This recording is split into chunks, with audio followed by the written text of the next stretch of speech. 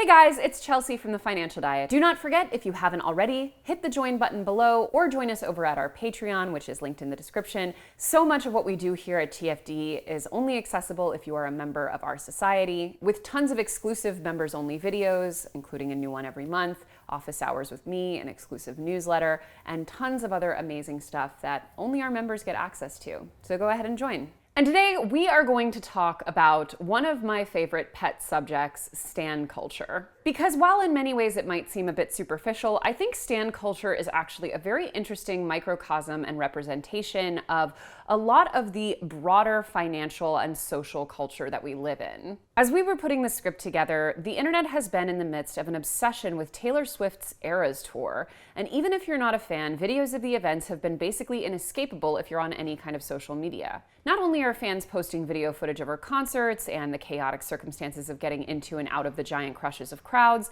they share theories about Easter eggs in her shows, music, and merchandise. And while I would never do a video specifically dissecting Taylor Swift's obviously very cultivated and lucrative stan following, because quite frankly, I'm really scared of Swifties, being in such a stan-heavy moment really brings about a lot of interesting questions about capitalism, marketing, and how we relate to celebrity in America. So first and foremost, what are stans and why should you care? For those who don't know, the term stan originally came from a 2000 Eminem song, quote, chronicling the actions of a crazed, obsessed fan who imitates the rapper's every wake and move until his disastrous death.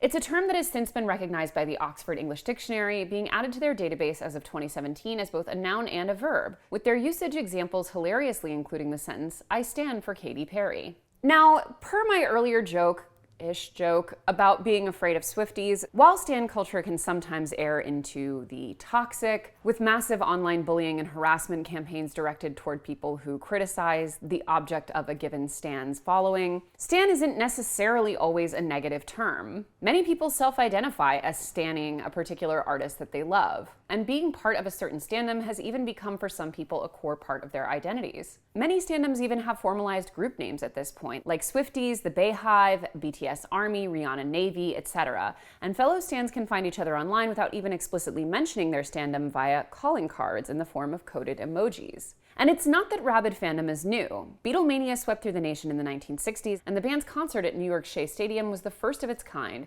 setting the precedent for large-scale performances like the current Eras Tour. But the internet has provided an especially fertile ground for fandoms to blossom in a post-MTV era, which is great news for the celebrities who engender stans because, as you may have already guessed given the fact that we talk about money on this channel, stan culture is incredibly lucrative.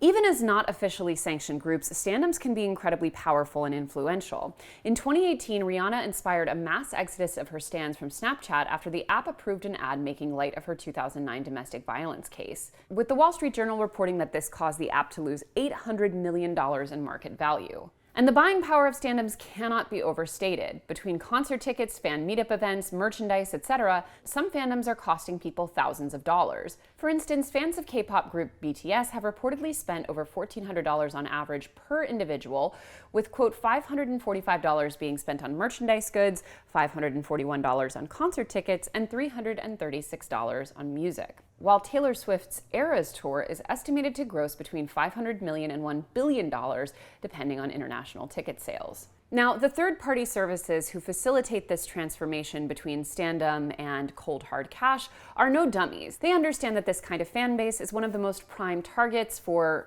quite frankly in many cases, extremely financially exploitative practices. Notably, the Ticketmaster meltdown over the Eras Tour ticket release, which caused many people to question even the legitimacy of third-party organizations like these. And this was not the first time that people have had issues with Ticketmaster's, quote, dynamic pricing platform, which has a built-in algorithm that can automatically change prices based on demand. One Harry Styles fan in the UK ended up spending over £700 on 2 tickets, more than twice what she was planning to spend when she initially saw them listed for £155 each.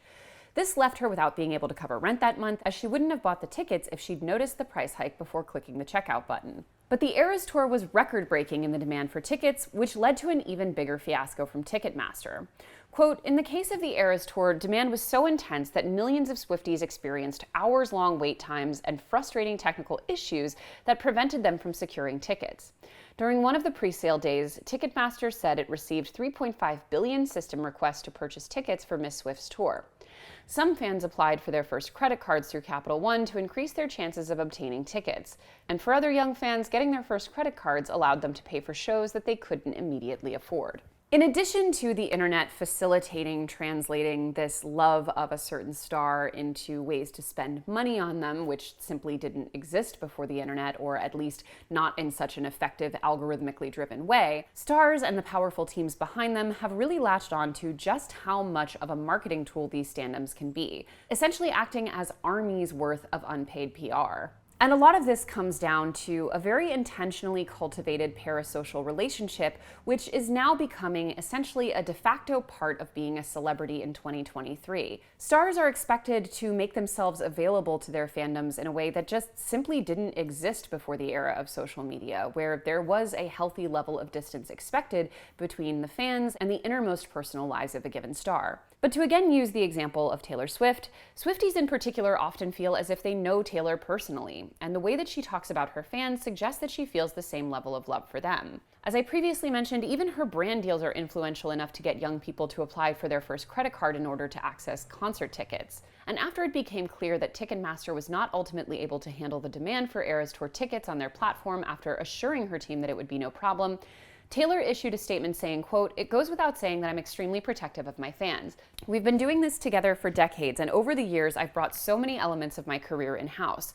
I've done this specifically to improve the quality of my fans' experience by doing it myself with my team who care as much about my fans as I do," referring to her decision to re-record her early albums so that she could own her songs outright. And her frustration is probably genuine, right? Like, she puts a ton of effort into her concert tours, and to have her fans' experience be damaged in such a major way by a third party over which she had no control would be massively annoying at minimum. But we can't look at this fandom cultivation without seeing it for what it ultimately is: a very intentional and savvy business move. Swifties spend time deciphering clues not only in every album release cycle, but in every Instagram post or public sighting of Taylor. Taylor has even said in an interview that she has, quote, "trained her fans to be detectives." And what this has done in part is create a fan base that doesn't just interpret her music, but interprets her very existence as part of this larger brand, as well as a fan base that is ready to shell out money for anything that she puts out: concert tickets, special edition vinyls, exclusive songs, and other merchandise. Taylor is a master songwriter and performer, but she's also a master marketer. And her fandom is so dedicated, and being a fan of hers is such an integral part of their identity, that not being with her on, for example, a stadium tour goes beyond just not seeing a particular musical act that you like in concert, but missing out on a core part of a community that is incredibly important to them. This intricate relationship between the parasocial relationship cultivated now between celebrities and their fans, the extent to which almost every aspect of their work can now be monetized, and the profound levels of free marketing happening at all times from these fans, has ushered in a new era of celebrity where it's no longer just about the work you create, it's also about what you represent in people's lives. And Taylor is hardly the only celebrity to make the financial most of her fans. Rihanna was named a billionaire in 2019 thanks to the shares she owns in her company Fenty, encompassing makeup and lingerie brands known for their quality, but which wouldn't have been so successful off the bat without Rihanna's celebrity and fandom, something that she has spent years cultivating. And I should say in all of this that while there is nothing wrong with being a fan of a celebrity, even a very intense one, or spending money on the things that they put out or the experiences that you want to have with them, stan culture can become toxic when we start to look at these celebrities that we're fans of as essentially parts of our own identity, which, like other parts of our identity, are extremely sensitive to criticism. As I mentioned earlier, it has not at all been uncommon for various standoms to attack people online for even relatively mild criticism of their preferred star. But especially when we look at some of the larger scale impacts that these celebrities can have from a business, financial, economic, and environmental perspective, having a healthy level of criticism toward the brands and very real businesses that they represent is extremely important.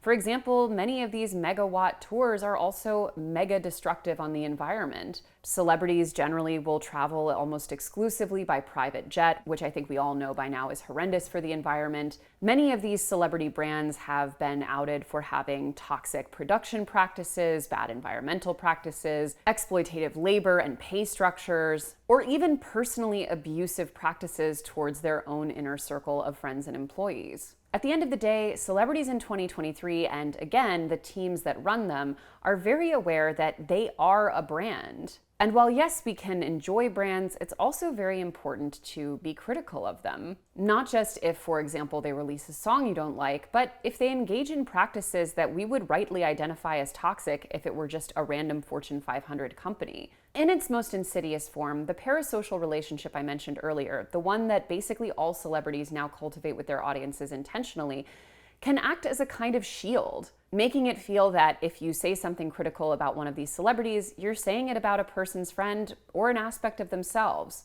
And this too is very intentional. That unpaid PR army, it doesn't just work to promote their latest single, it also works to insulate them from criticism. And it also, at the end of the day, serves as a way to transfer money away from the fans and toward the empire the celebrity represents, whether that's in their primary creative work or in many of the other offshoot businesses that celebrities increasingly start. And in many ways, I think that this is representative of how we relate to a lot of the wealthy and powerful in America. We have a tendency to idolize them, to think that they got what they have because they're just better and smarter and more talented than everyone else. And to think on some level, even if we don't speak it, that if we're as deferential as possible to that wealth and power, we may one day be invited into the club. As we've discussed heavily on this channel, our wealth mobility is actually not very good in the US compared to other developed nations, but more importantly, having a critical relationship with wealth and power is essential to a healthy society. And while we're starting to get a little bit of class consciousness going into the chat when it comes to multimillionaires and billionaires, we still have a tendency to lose that critical edge when we happen to really like the art that said billionaire is producing. Because if there's one thing we should all be standing, it's class solidarity.